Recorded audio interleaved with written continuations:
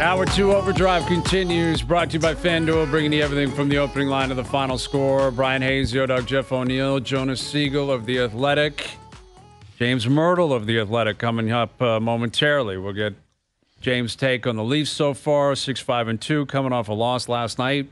Ottawa, that was a big win for Ottawa, man. They needed that.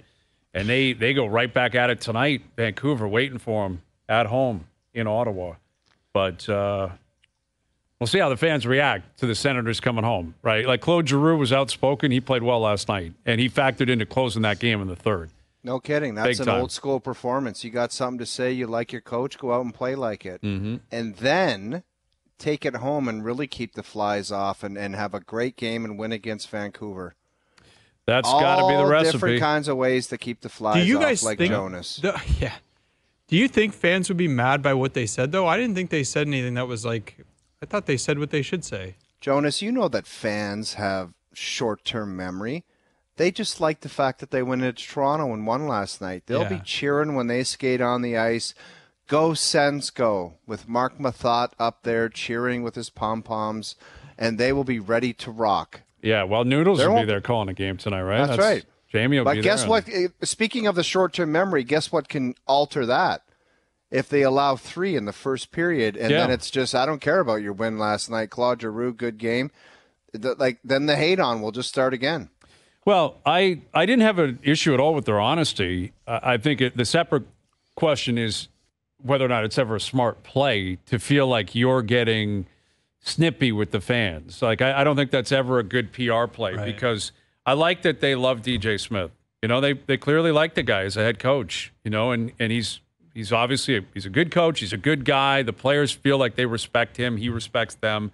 And I think they were being honest that they don't like being booed. They don't like the awkwardness of it all, which is 100% genuine, and I appreciate. But the fans, it doesn't matter. You know, Brady Tkachuk's only been there so long. Claude Giroux's been there for a year and a half. Senators fans have been watching this for 6 years. They have missed the playoffs. They bottomed out. They kept being told all these different things from management and from ownership that this is the year things turn around and the rebuild's over and we're going for it. And then you start the season 4 and 6. What did you expect? They were going to be happy? Like it almost, there was a part of me that was like, what were you guys really expecting the fans to do? Like cheer you off the ice? So the reporters go to you and say, what do you think of the fans chanting that your coach should be fired? Well, fans got to say what they're going to say. Like I always take the high road. It's like they pay the money, they can say whatever they want, and we haven't played well. Man. No, I think you can kill 2 birds with 1 stone, though, Jonas. I think you can say, listen, they're entitled to their opinion. They're fans.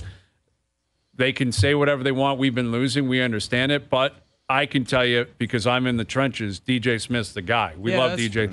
Like, it wasn't that. It was, you guys don't know what you're talking about. You're idiots. Don't do that. DJ's the best. And what if you said this, Hayes? I find it incredibly distracting when we're trying to dig out of a hole on the ice and all we're hearing is booing. What would you think of that comment? I think that's fine. I think that's reasonable. Now, I don't think it's unreasonable if the fans are like, good for you, I'm still booing. If you lose, I'm going to boo, right? Like the whole booing discussion depends on the market, the history of it, what's actually going on, the context. Like you can get some fan bases that will boo, and it's completely stupid and unreasonable, right? Teams have won cups or championships. They've won a bunch of games, and okay, they're in a bit of a dark place for a week or so. You're going to turn on them. But do you think the Pats are getting booed right now in New England? Yeah, but it's been a few years now. Like I don't know, what is the statute of limitations? I don't know. They won. Would they win 7? Yes. In 20 years? Right, but Brady's been gone for a long time. Doesn't that get you 10 years? I don't know if it gets you 10.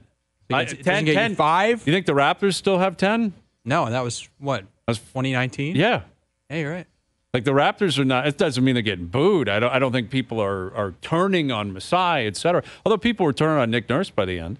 Yeah. And Fred VanVleet, for that matter. Fred heard a lot of boos. Like, people were turning on Fred. Did they? Online, people were turning on Fred, like parts of the fan base. And Fred VanVleet was a huge part of that championship team. Yeah. There has to be a line where you say, okay, that's enough, right? Now, then you look at the Maple Leafs where it's completely different because they haven't won in so long. Yeah. They have good players. They have talented players. They've been a locked playoff team for years.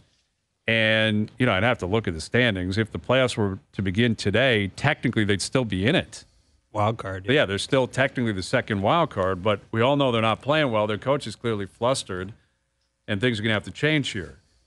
So, Jonas, you're on this show a lot. We love having you on. Thank you. And we've had James Mirtle on the show, on the station, a ton of times over the years. And I don't think we've ever had both of you on at the same time, though. Wow. This is like a Leafs report mashup with OverDrive. I like it. Yeah, we need to find a way to antagonize the two of you because we want you two to battle. I know how to tee it up. Okay, Go ahead and let's bring him in. The senior managing editor for The Athletic, co-host of the Leafs Report, joining us here on the Maple Toyota Hotline. Here's our good buddy, James Mirtle. How you doing, James? I'm good. How's it going, guys? We're doing well. We're doing well, James. Is there anything that you see with the Maple Leafs right now that either it's the stats versus the eye test or you versus Jonas where you completely disagree on something? What do we disagree on, Jonas? What should we throw out We were getting there? into it pretty good, like on the weekend. I can't remember what it was. Come on, you got to get him. I swear. Tell me you love John Klingberg on the weekend. That's what I needed. No. Jonas, you know what I Klingberg think it guy. was? I just think it was about the way the team was built. And, like, I can say this, James. I'm just going to say it. We were just talking about, like, where does blame go if this doesn't work? Right. Is this a Brad Tree Living thing? Is this a Brendan Shanahan thing? This team was built in a different way than 100% it would have been built if Kyle Dubas had been the general manager moving. How so, though? Or How different do you think they it would wouldn't be have through signed 13 any of the games? players I think that they signed. Any of them. Yeah, possibly. Maybe Bertuzzi. Maybe but, like, Bertuzzi, maybe Domi. I don't think so. I don't think so. Yeah, guys, I think this is one where, like, eye test analytics, I mean, none of it is going to, like, No. with the way these guys are playing. Like, none of it's going to like Ryan Reaves. None of it's going to like Klingberg. I mean, how could it? You know, like, the analytics are so bad. The eye test is, I think the eye test on Klingberg is even worse than what his numbers are. Like, he looks completely lost out there.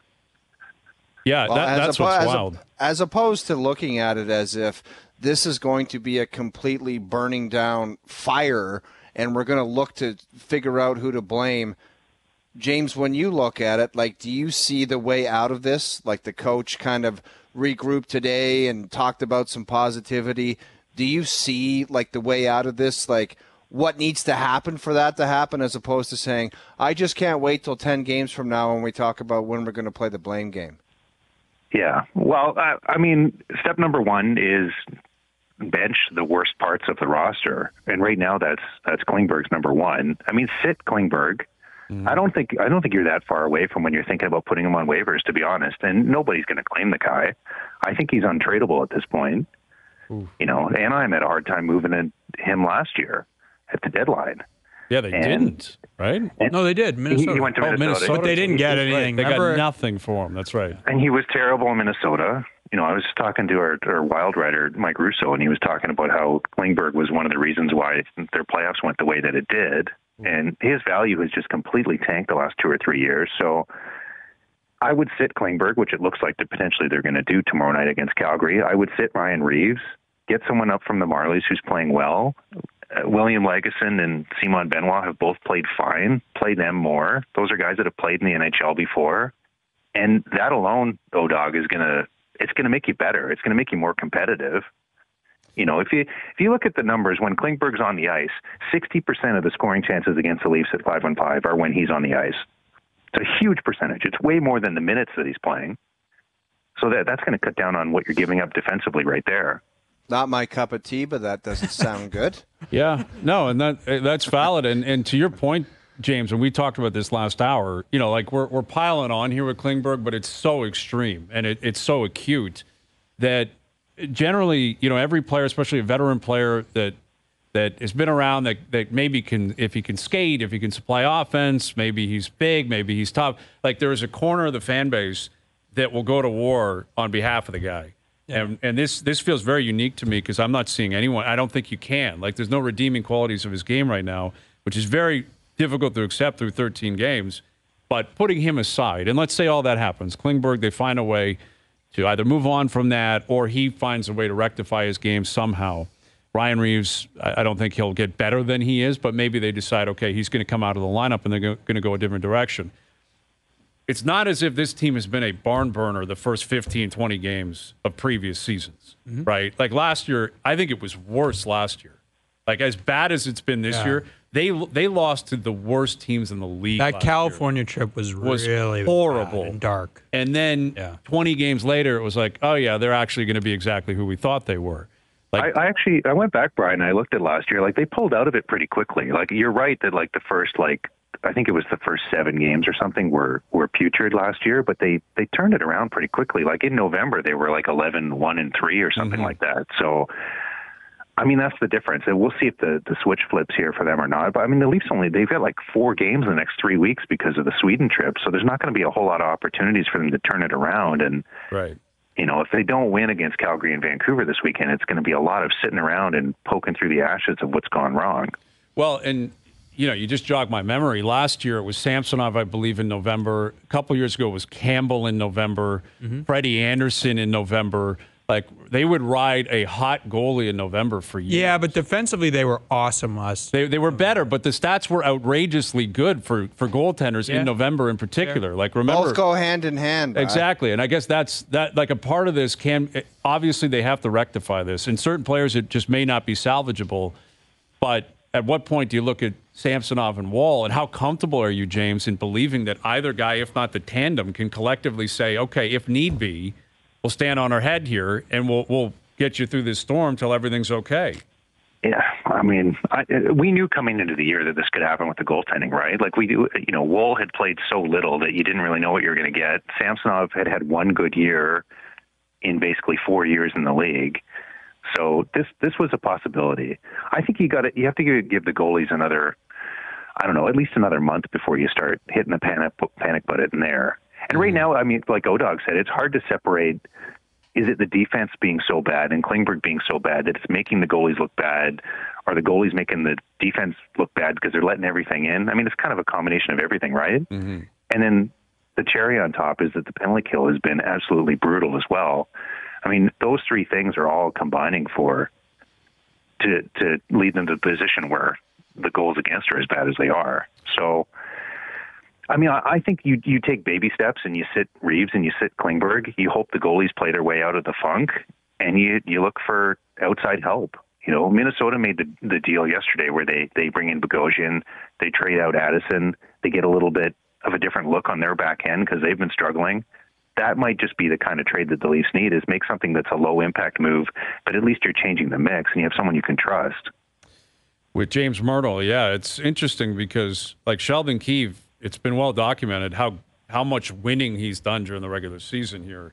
Yet he's dealing with a new GM for the first time in his NHL career, really in his pro career. By the time he got to the Marlies, he was basically working lockstep with Dubas. Like, how do you think that relationship develops here, James, considering they're in a storm here for the first time? I would argue during the regular season, I mean, Sheldon's been through storms, but this may be a little bit longer than the previous ones, like you just stated. And this is Brad Treliving's first go around here in Toronto. Yeah, I mean, it'd be fascinating to know with the offseason that they had, if Sheldon Keefe had input, or what, you know, if you could give him truth serum, and what did he think of their offseason, and what did he think of the additions that they made? And, you know, did Sheldon Keefe want Reaves and Klingberg and Max Domi as the additions to his team? And, you know, Jonas and I have talked about this. Like, he was in an impossible situation, is what we've talked about. Like, his job is like on the line, and new GM has just taken over. Yeah, like if the GM comes you're to you up says, in the air, you're not going to be like, I don't want that, I need this and that. Like, you're not picking the groceries. Didn't have a contract at that point. Like, no, I don't want that guy, that guy, that guy. So you come in and you try and make the best of a bad situation. Like, one of my criticisms of what they did in the offseason is the pieces don't fit together. Like, okay, you get Reaves, you want a tough fourth line, that's fine. But then why do you give $2.4 million to Kampf to play with Reaves? The whole point of Kampf is you play him with guys who can play well defensively. Like, when the Engvall, Mikheyev, they're not going to score a lot, but they're going to be really good defensively. You can start them in their own end. You can play them against other teams' top lines. Now Kampf looks like he's completely useless. Like, what's the point of having him on the team if you're going to play him with Reaves? And they've got that collection of talent in other places on the roster. Like, the D pairs, it's really hard to make good D pairs with this lineup. Like, McCabe and Klingberg was a mess. You know, you take Liljegren gets hurt for 2 months, and all of a sudden everything falls apart. They have a lot of guys that can't play together with each other. So if you're Sheldon Keefe, like, I don't think it matters who the coach is, given the personnel they've got right now. James, we were talking about that, and it's like, how do you have guys in the NHL, like you just said, there's guys that can't play together? Like, we were talking about it earlier, man. Like, it's the best league in the world. Shouldn't it be like, get out there and do a job? Why is that so hard for guys? Weren't there guys you played with where you just didn't fit or click or whatever? I don't know, Jonas. When I played with something, what? I'm sure you had line mates you didn't like, or like everything went bad when you were on the ice together. No, but there's a difference between not clicking and being a disaster, right? Yeah, like there's got to be a middle ground. You know what? If the coach says you're playing on the third line as a little punishment for not producing or whatever, you go down on the third line, you get pucks in deep, and you finish your checks, and then hopefully you can bang one in.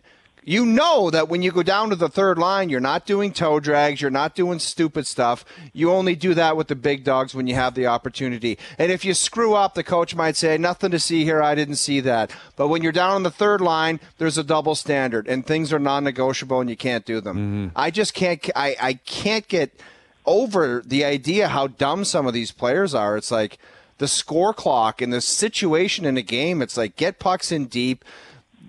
Don't do stupid things in the neutral zone. No odd man rushes. Like, the game is right in front of you. And the dumb things I see on a consistent basis, and I'm not just talking about the Leafs, it's insane to watch. And I'm not trying to act like I'm one of the smartest players, but situational awareness, like, it should be in the best league in the world amongst all the players that are going out there. And it seems like it's non-existent. Well, yeah. Go ahead, James. I think one of the things that took a hit for the Leafs in the offseason was their hockey IQ. I mean, they lost players that knew what the kind of things that you're talking about, how to play the game in certain situations, and they have a lot fewer of them now. And everybody that they added is not a great two-way player. So the best case scenario for them, looking at the personnel, was they were going to score a whole ton of goals. I mean, the other thing, the Leafs are 12th right now in offense in the league. It's not like they're lighting it up every night. They're not scoring enough to outscore their problems. The best case scenario for them is they would be one of the top 3 or 4 scoring teams in the league, and they could outscore their defensive problems. And instead what they did is they brought in guys who have defensive issues, and they're not producing enough offensively to offset that. And they're a worse hockey team than they were last year. James, outscoring your problems, it might be fun for the fans and stuff, but if you think you're real deal by just outscoring problems, you ain't going anywhere. If that's your recipe, it's like, that's stuff that goes on in our own zone, we'll just outscore it. That's great and everything, and it might sneak you into the playoffs, but any kind of success like down the road, impossible with that mindset. No, it can't happen, but that's what this team has historically reverted to, and it's driven by their best players, and it's got to be driven home by the coach. This is where Keefe comes into play. Like, it's one thing to look at Klingberg all the time, look at Reaves all the time.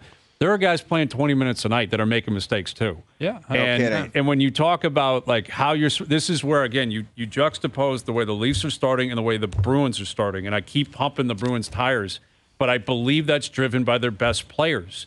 Not every guy on that team is a great player. It's not possible. Last year there were guys on that team where if you put them somewhere else, you'd be like, man, that guy's not a great player at all. He will struggle in other situations. But there's something about the way Brad Marchand plays all the time, the way Pasternak plays all the time. And I get the impression, James, like that's what Keefe was saying after the game. Like, we keep talking about great stats, but what about keeping it out of your own net? Like, I think he's directing that at Matthews, Marner, Tavares, well, before Nylander. you comment, James, Austin Matthews is a pretty detailed game. He's a great two-way player. And if he's got his man in check and the goaltender doesn't have his left pad on for the start of the second period and it goes under it and it goes in, it's not his fault. Go ahead, James. Well, I mean, to me, guys, like, I haven't seen Austin Matthews' defensive game take a step back. Like, I'm not looking at these breakdowns and the goals against, and like, I'm just not seeing it. You know, when he's out there, when that top line's out there, they tend to be controlling play and look like a pretty dominant team. Are they as dominant as last year? Probably not. But I don't see Austin Matthews as the problem. I mean, obviously not. So who do you think he was talking about last night? Like, who do you think Keefe was? Because that was a pretty. It was a shot at someone or a group of players. He's talking about the D-core, obviously, and there was a mix-in of some forwards that coughed it up and caused some turnovers, but it's clearly not at Austin Matthews. Okay, but he's the best player, I guess. Like, he's the guy that he doesn't. Is he not? Oh, you I think there's some, I think is there there's any some responsibility? There's some Nylander in there, Hayes. Nylander, yeah. I'm sure there's some Tavares. Like, Mitch Marner's made some mistakes. Yeah. Marner Hayes, was on for that shift. guys, long shift last night. It's about what we talked about earlier in the show. And Hayes, you just mentioned the Boston Bruins. They have a guy who scored 60 goals last year in David Pastrnak. And Brad Marchand always gets points. And Bergeron is always having a successful season.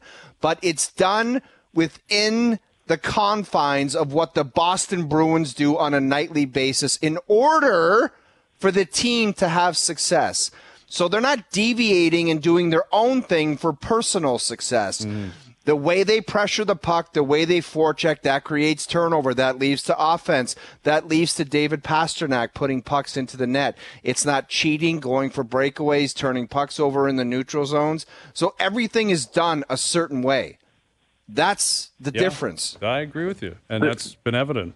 One of the confusing things to me is, like, last year they were a good defensive team. I mean, they had long stretches, even when they had injuries on the back end. I mean, you look at the blue line was held together with duct tape for the Leafs through, November, December last year, and they played really well. They still kept it out of their net. They locked it down. Yeah, and I think it's one of those things, where, it goes wrong once, and then you start scrambling, and you start losing your formation, and you start gripping the stick a little bit tight, and everyone starts cheating on offense, and it all goes sideways on you. And, James, if you're doing that after, if you're doing that, you just use the phrase, it happens once and it all falls apart. That just means you haven't been doing it consistently enough and for long enough where it's a part of your DNA, and that's why things fall apart. It could be, too, and Keefe has alluded to this, that the players aren't feeling a lot of urgency because they've been in this position before. They've had slow starts to the season. They're not too worried about losing games. They're not too worried about getting down in games because they can come back so easily. I mean, a lot of their wins this year, it's been racing back after a poor start. And there could be just some complacency there. Well, and I think there was some of that early last year, and they turned it around. So, I guess we wait and see if they do it again. Yeah, well, listen, that's the way this organization has been operating for a long time, is they don't make major change. So, if the script is the same year in, year out with, different peripheral pieces or a different looking fire, but the fire is coming and eventually they douse it and they get it back on the rails. If you're Austin Matthews, you've been in the playoffs every year of your career. You don't really know how tough it is. Mitch Marner, every year of his career. William Nylander, every year of his career. Tavares, since he's been here. Keefe is back. The same core players are back. Samsonov's in net. I can tell you, I don't know what it means. How different can it really feel when you bring Camp, in... I think we talked about this at one point. Camp felt a little light. It wasn't like a couple years ago. Remember after that Tampa series, everybody came back and we were like, wow, they're bringing everyone back. Mm-hmm. And it was really, really, really tight to the start of the season. And then it was really tight to start last season with the Dubas stuff. He didn't have a contract. And this year it felt like very kind of everything's fine, everything's okay. And I don't know what way works, but this would tell you maybe it doesn't work. But the other ways didn't really work either, so I don't know how.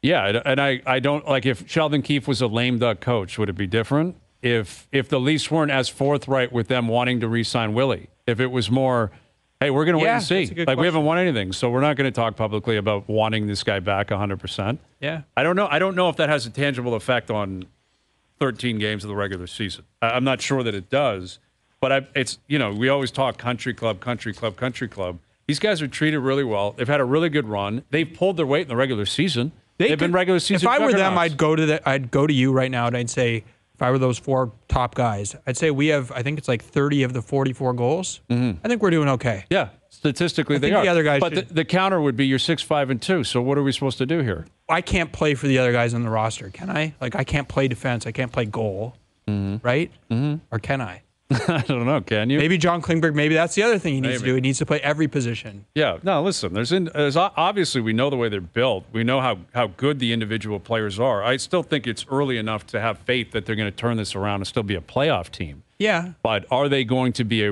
a well-oiled machine? That's the question. This won't be the team in the playoffs. Well, so James, how different would you expect the roster to look a day after? Well, two questions here. A day after the trade deadline. And how do you take into consideration what happened with Florida last year, where they were this was them last year, a mess, and they had a bunch of good individual players, but it was kind of wonky defense, and then all of a sudden they're in a cup final.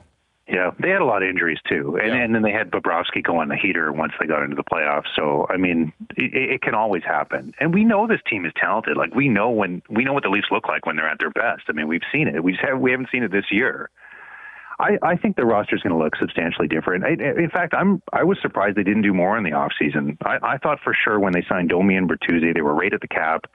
I thought for sure that Tree Living was going to try and make another trade, and he likely did. You know, I'm sure this wasn't the blue line that he wanted to come into the year with. Mm-hmm. I think that they knew that there were holes there. And what they're going to be looking for here, and it's interesting that the Flames are here tomorrow because that's the team that if they decide to pull the plug and if they decide to start trading, they've got 3 defensemen there, UFA guys, that would all be improvements for the Leafs. Now, the question is, does Craig Conroy want to trade with his former boss? Does he want to, when he dynamites the roster and trades 3 of his best defensemen, does he want to send them Tree Living's way? I don't know, but wouldn't Noah Hanifin or Zadorov or Chris Tanev look great on this team? I say yes. Wouldn't Elias Lindholm, James? Yeah, but I think I guess we'll see. I mean, I know that they want to keep him, and I know he wants to stay, but if it's a full teardown there, which it feels like it might be, then maybe he goes too. Yeah, that's the complicated position Tree Living finds himself in, where he's jumping on a moving train, where you have aspirations of winning a Stanley Cup, and in order to do that, you might have to really unload a lot here. Like there's almost a Shapiro to Anthopoulos scenario playing out here. Yeah, where it's like if you want to make a move for a Tanev, for a Zadorov, like if you include Lindholm, you're talking massive picks, prospects. But that's what I've been telling James. Like, what do they have to trade? What can they trade that like Calgary's going to be like? Yeah, we love. Well, that. Exactly. Like how much? Guess if they're calling you, guess who they're wanting? They're wanting Matthew Nyes. Mm-hmm. Yeah, you're right. Yeah, that's where you're starting. You want that's those what guys? I try to explain nice. to the Joe from the Bridges in the world. It's like they have these fantasies of like, yeah, let's get Lindholm here along with Hanifin, maybe throw in a Tanev, and they want to give up a 4th-round pick. Like, give your head a shake. It's Matthew Nyes along with Robertson and something else, and it's insane. Yeah, it's a lot of collateral. It has to be, and that may be the right play for the rest of this season. But if it doesn't, like, that's what this team has been operating. The amount of picks they've given up, prospects they've given up, contracts they've had to shed, buyouts, all that kind of stuff. You would have thought you'd look back and say, okay, it all worked out because they still won a cup or won 2 cups or whatever. And this is the aftermath of it. The problem is they haven't. They've won 1 round. And it's like Tampa. You look at their roster now and you're like, yeah, that makes sense. But hey, you do it. Of course you do it. And now cups. you keep trying. You know, in Pittsburgh, and you kept trying in Chicago, and you kept trying. And the problem is the Leafs don't have the banners that those teams have. Well, and they're probably going to do it again. I mean, they're probably going to push in. I mean, they do have Jonas. They do have a 1st-round pick for next year, for 2024. I don't expect that they're going to have that for long. You know, that's going to go somewhere for something. And then you go to a team like Calgary and you say, what do you like in our prospect pool? Do you like the Cowan kid down in junior that we drafted? Do you like Fraser Minton? Do you like, maybe Timothy Liljegren's on the table? I mean, I don't think you want to do any of these things, but they're still in win now mode. Yes. I mean, Tree Living didn't come in to burn a season here. He came in to try and win, so I'm sure they're going to keep chasing it. All right, James. Good stuff, buddy. Thank you for doing this. We really appreciate it. When do the podcasts come out? How often are you guys pumping out the content? Once a week. Once a week. You guys could do more than once a week. Yeah, no, we really can't. We're not as prolific as you guys. I don't know how you talk that much every day. It's harder than you think. It is. Yeah, 15 hours a week we're pumping out here. That's we're going to keep trying. Thank you, James. Appreciate it, buddy. We'll do it again soon. Yeah, thanks, guys. James Mirtle of The Athletic and co-host of the Leafs Report with Jonas Siegel. James joining us here on the Maple Toyota Hotline. Build your next dream Toyota at Maple Toyota and check out Maple Toyota's pre-owned inventory arriving daily. It's time to Toyota. Visit mapletoyota.com. Look, that was very recent. There was no cronies versus eye test or anything. We're all coming together. Collectively coming together. Because everything you guys see is matched by the numbers. Yeah, well, that's the amazing thing. No, there's nothing you can look at and I guess there's a third compartment that's like, is it entertaining? Is it fun? Do they have more personalities? Yeah. Well, that was part of your argument that I never agreed with you in the summer when they signed Reaves and some of these guys, and you're like, well, it's going to make the regular season more entertaining. And it's like, From an entertainment, I think it has, though. Has it? Is he not a great quote? You don't like going down talking to Ryan Reaves? Max Domi's been a media darling so far. Yeah, but how is much that making more fun for you? Yeah, It doesn't change when the puck drops. Right. But it's it's not just the 82 games from start to finish. Those it's an everyday quotes process. about Marchand like really liven up here. Yes. Yeah. All right.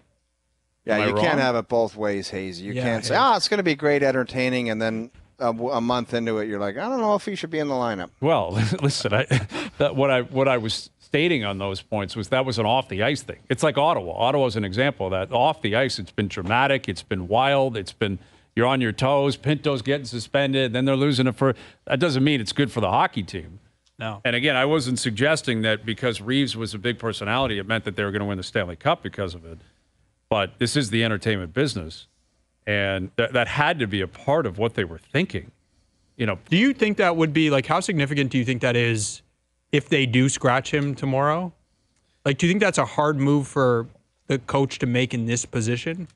That's with one contract, GM. That's one stuff? I think the GM has to be involved in. Okay. I would expect the GM is involved in that conversation. And I think what makes it more difficult is I don't see how Ryan Reaves finds a game when he gets back into the lineup that makes you change how you're going to feel about it. Like what you're saying there is that the experiment failed, as opposed to the player. Because Ryan Reaves is who he is. Mm-hmm. You know, like the player was going to be the player that he was going to be. What you're saying is the toughness, the personality, what he does in the room. We got to move past that as much as what we he's need help on the ice. Yeah, exactly. Where with Klingberg, I think if you give him a reset and he figures it out, there's still a chance the guy can play. Like, and he can bring something to you that is going to have a tangible effect on wins and losses. I don't think it's fair to expect Ryan Reaves to show up and be a 20-goal scorer after missing 5 games. I go back to the situational awareness. Like you talk about John Klingberg, wouldn't you think if he doesn't play tomorrow, the next time he does play, it's like get the puck up to the forwards, assess the situation, know when to join the rush, and don't be a liability. Like, pretty simple recipe for him to have a bounce back into the lineup. It's not like it's rocket science. No. It is not rocket science. Like, Right. don't look like you have no clue what you're doing in your own zone. Start there. You've been around a long time. Yeah, picking up your guy in your zone, like it's job number one for a defenseman. Like everything else is bonus. What you do on the power play, but you watch him get up in the sometimes play. with the puck in his own zone, and it's just like the decisions. You're like, what is going on here? Yeah, he's made some really poor decisions. That is what has been crushing for Klingberg, is that the plays he's made with the puck, that's supposed to be his strength. And that was the problem he told me last year at Anaheim, is like he started to make really bad decisions with the puck. And so he turned it over, and then he's defending, and then they're giving up more goals. And it's just like... He told you that? He didn't tell Brad Treliving that on July 1st? By the way. Yeah. Hey, Brad, before we sign this, I want you to know. All right, the Raptors with a big win last night. We'll continue to look back on it. We're going to tee up Bears-Panthers tonight. This should be a great game. Great game. Aren't there like number one pick big implications because the Bears have the Panthers pick. So they have their own pick, and the Bears can't lose tonight. That's the DJ Moore trade? Yes, but was also like them taking Bryce Young. Them moving up to get Bryce. Yeah, I don't know if that was a good trade for yeah, I don't know. Justin Fields.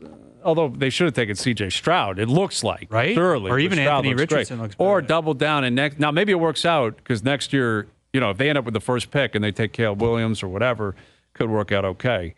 OverDrive continues. TSN 1050 and on TSN 4. All right, Luke Wilson in about 25 minutes. Bears-Panthers tonight. We'll have Ryan Dinwiddie on the show tomorrow. Argos Owls this weekend down at BMO Field. CFL playoffs continue.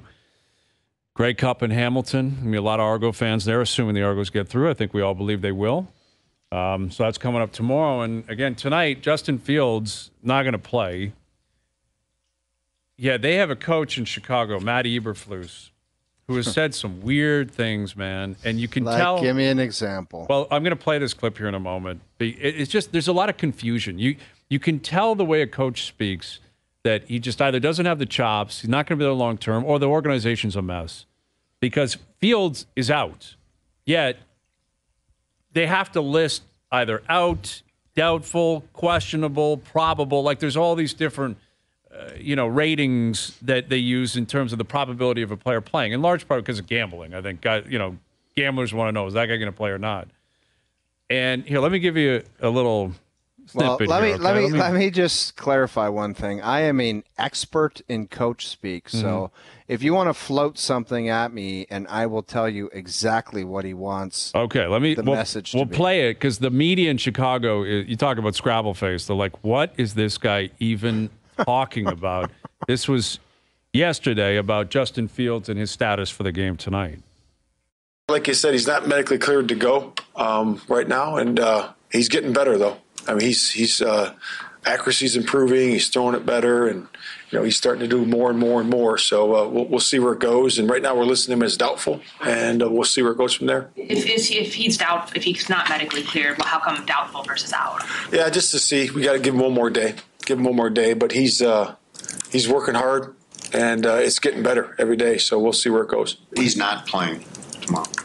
Yeah, he's not playing. I'm having trouble understanding. He's not playing, but he's doubtful. Is he out or doubtful? Now he's listed as doubtful. But you're saying that he's out. He's not going to play. We'll see where it goes. The chances are doubtful, 51% that he's in or out, and it's going to be. We'll see where it is. We got a little time left, but again, we'll declare him out when he's out. Right now, we're still listing him as doubtful.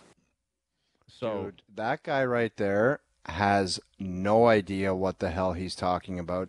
And the only coach speak I can gather from that is he would love for the guy to play. Yes. And he can't figure out why why the player himself is not saying he's healthy enough to play, because he's seeing enough where he's like, dude, why aren't you playing?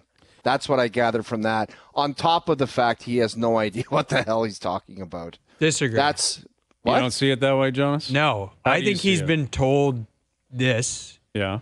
And what is he supposed to say? Right, but this isn't his choice how they Why list the hell him. would he go like this, Jonas? Well, he's doubtful, 51%, and then the guy's like, so he's not playing, and he goes, nah, he's not playing. And then the guy said again, why did you say he's doubtful? He doesn't know what he's talking about. So whoever on top of him relayed the message. Yeah, it could be filtered down, but it's just the confusion. Like, you've been in those scrums. The media's like, sorry, clarify. Is he out? Yeah, he's out. This has happened. Is he doubtful? Yeah, no, he's listed as doubtful. It's like, what the hell are you talking about? This happened with the Leafs. Like 2 weeks ago, Timothy Liljegren, I think with like 9 minutes left in the period, that game he got hurt the second time, I think. They said like he was doubtful to return. It's like he hasn't played since like the middle of the second. He's not doubtful. Right, he's not coming back. But that's the PR email. That's not Sheldon Keefe which is during the the same game. as this. They're just being told what to say. Right, the coach is just being told. Right, but then go in there and say, this no, isn't Mike McDaniel. Just say he's doubtful. That's all you have to say. Like, you never have to say he's out, and then there's no confusion. Okay, even though if you're you right. know he's out and he's not playing, you just say, no, he's doubtful, he's still working hard, we'll see tomorrow. Yeah, you're right. Guys, I can't give you an answer. He's doubtful, we'll see. I don't know if he'll play. I don't make but the as of right now- rules. Right, he's doubtful, he's getting better, we'll find out tomorrow. Instead of, no, he's out, yeah, he's not playing. But wait a minute, so he's not playing or is he doubtful? No, he's doubtful. It's like an Abbott and Costello. Who's on first? Yeah, and it's just, like, this is where we goof on Belichick and we talk about how grumpy. There's some weird stuff going on with Belichick too right now that we should point out. There's some weird stuff going on with him online. But he would never get caught in a situation like that. Well, because he was just like mumbling. Yeah, he'd just say, I don't know, we'll let you know. If I was the GM and like that was sorted out prior and he went out there and put on that performance, immediately, can you please come to my office? Like, what on earth are you talking about? That's what I'm saying. That's the kind of stuff where you're like, man, come on, we're brutal. We're really bad. And we don't need you doing that. We don't need that type of performance out of you, Eberflus. No, we don't need that attention. Yeah. Just say he's out, and that's it. Mm-hmm. Yeah, but he's listed as doubtful. That's the whole thing. He's listed as doubtful. That's where the hiccup is. It's just got to be so annoying if you're a media member. Oh my God! Like when the guy said so he's not playing, he should have just said he's not playing. Right. But then he would have circled back and said, well, why is he listed as doubtful? No, you got to say he that might is the play. dumbest thing I think I've ever heard in a presser. I know. He's out. Oh yeah, he's not playing. So he's doubtful or out? Well, he's doubtful. 51%. Like, he starts talking about 51%. People are like, "What the hell is this guy talking about?" We got to play it for Luke. Okay. Yeah, we'll play it for Luke. And you guys are so lucky you don't have to pick this game tonight. You talk about not having a feel. I have no feel. Is it? the Bears It's in favored? Carolina, in right? Chicago. Oh, it's in Chicago. Yeah, the Bears are a 3-point favorite because it's at home. It's two brutal You teams. Take the Panthers. I think I'm going to take the points. Yeah. I think I will, but I don't know. I mean, Teddy Bajan? I don't know. yeah, they're going like he was like a Division II quarterback. He had a really good first game at home, and then he went on the road. We saw what happened against the Chargers. Wasn't his dad like a dart thrower or something like that? What am I missing? Was he? I'm not sure of that. Yeah, his history. dad has some interesting career. Yeah. Meanwhile, the Carolina Panthers are 1-7, and they obviously haven't won a They're game. coming on the off road a all win, year. though. I know, but they, no, the Bears are 2-7. It's not like they're much better. I guess I'm going to take the points. I don't know. We'll see. We'll get to Luke in about 20.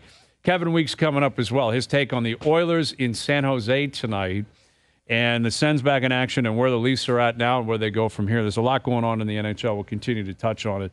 Jonas Siegel in here with the O-Dog, Jeff O'Neill. I'm Bryan Hayes. OverDrive continues, TSN 1050 and on TSN 4. See, Victor Wembanyama struggled last night. Didn't look good at the Garden. The Knicks won big against the Spurs. And Patrick Mahomes was at the Raptor game last night. Like Mahomes, he went to school in Texas. So I guess he's back there. They're on a bye week. I think Travis Kelce's down in South America with Taylor Swift. With Tay-Tay? Yeah, that's asking a lot, man. That's like a big trip to take on a bye week. He's playing with fire there, man. He's pushing the limits, isn't he? Yeah, he really is. Like it's off days in New York. He was down at the World Series on a Friday night. Like, dude, just go tee it in Arizona for a couple days. Yeah, like He's in deep. He's in deep. Yeah, now, he man. is, man. Like I don't know where she is, Brazil or Argentina or something, but like that's a long trip from Kansas City. You got to get back Yeah, and be it is. ready. Big second half. It's always Super Bowl or bust. When Dude, is that's he? like a 14-hour flight. Yeah, isn't that's it? a monster. That's a monster. When is he ever going to be dating the most popular music artist in the world? Go for it. Yeah, well, obviously he's decided to live that life. He's Jonas. right. Good for him. And his argument would probably be, I got rings. I'm going to the Hall of Fame. I might be the greatest tight end of all time, and I'll be ready to play. Yeah, we have So no what's it to you? receivers. I'm all you got. Yeah, it's just the nature of the NFL. Like Luke talks about it all the time. It's a different beast. Like way different than even the NHL, NBA, baseball. Like the NFL is so, it's like a material. It's like a military almost. But like Hayes, aren't lifestyle. you shocked a little bit that the idea of going out to dinner with someone that's so famous, and this guy's the best tight end in the NFL, but she has to like go through some trap door to get to the car? Like, doesn't that? I'm surprised it hasn't got to him to a point where it's like, I don't know if I need this. Like, Yeah, that's a great different girl life, and man. everything. Like, yeah, like you're an awesome person, but I don't know. Well, I don't know like if you some know, privacy. Jeff, but she's had a lot of breakups, so probably Are you? And that's right. Thanks. that's kind of a dark. I don't type know. of Like viewpoint, literally, all Jonas. her You're not albums rooting are for love? basically about that. You're not rooting Oh, for love. you know what, Jonas? I was going to rip you there, but Yeah. it's actually a good point because it's like the songs aren't about like fake stuff. Like must No. be something going on there where something's going to rear its ugly head, and you're going to be like, "Oh, that's what that song's about." No, Yeah, but there's got to be check, please. There's got to be in her catalog some like positive stories in there, like in there, About like relationships. I about don't know, relationships. man. There's got to be something in there. I mean, I'm not like an expert, but Listen, I listen, Taylor Swift. This being is played at my house material. all the time. My kids are big into Taylor Swift now. My wife's playing it all the time. I can't think of one off the top of my head that's. you don't think there's going to be an album about this? For sure there is. But why can't she write it now and pump it out now about how great it is? Why does it have to be after the fact? You know what I'm saying? Happy love music isn't Happy it? love It's doesn't work. Not as good as bad. The Beatles were like, the Beatles I think got big on like positive love stuff, didn't they? That's a long time ago, man. Yeah, but they're the biggest pop band of all time, arguably. Dude, you're 40 years old. What the hell do you know about the Beatles? Nothing. Yes, I do. I'm well versed. He in was pop there when they culture. came to North America for the first time. 63. I was there. Was it Met Stadium or wherever they played? City Field. I know. Listen, you can name the biggest Beatles songs, and Yeah. there's some good they songs about in love? there. What I'm surprised Yeah. didn't happen. She loves is, you. Yeah. What I'm surprised didn't happen was she didn't Google search Travis Kelce because there was a report about Kelce how his ex-girlfriend, he used to make them split dinner bills. Mm-hmm. And I thought Taylor Swift would get a hold of that piece of info and say, take a lap. Why would she care, dude? She's a billionaire. I don't know. Money's a but concern I think for that her? would rub her the wrong way. No, I don't think so. If any guy, like your guy in the SportsCenter newsroom, who next week we'll have him behind the glass so he doesn't have to completely reveal himself. Okay? Mm-hmm. But any guy that's splitting bills and stuff at dinner, that is just like my daughters. It's just a no. It's a no. Well, No, listen, I don't think chivalry is dead, but I also think if the woman's a billionaire, she can pick up the check. And I don't think she cares. I don't think Taylor Swift is worried about money. So if you were single and you point. took a billionaire out for dinner, Hayes, you would make her pay half the bill? Absolutely. Yeah, I would. If I was dating a billionaire, I would probably. I could pick up the check. I have money. It's not that I couldn't do it. That's the dumbest thing you've said on the show. Not that I couldn't do it. Take it back. Take it back. All right, I take it back that I would personally want to pick up the bill, but I don't think the billionaire would think twice about picking it up. You're at dinner with Taylor Swift. Yeah. The bill comes. You just look at it and you'd be like, hey, you going to get this? I would pick it up, but there would be an understanding that at some point she's picking up stuff like private birds and stuff. That's on T Swift. Security detail, Taylor's paying for that. That's fair. Undoubtedly. Yeah. When it comes to dinners and stuff like that, I'll pick up dinner. Pick up dinner, no problem. Final hour coming up. OverDrive continues. TSN 1050, soon to be up on TSN 2.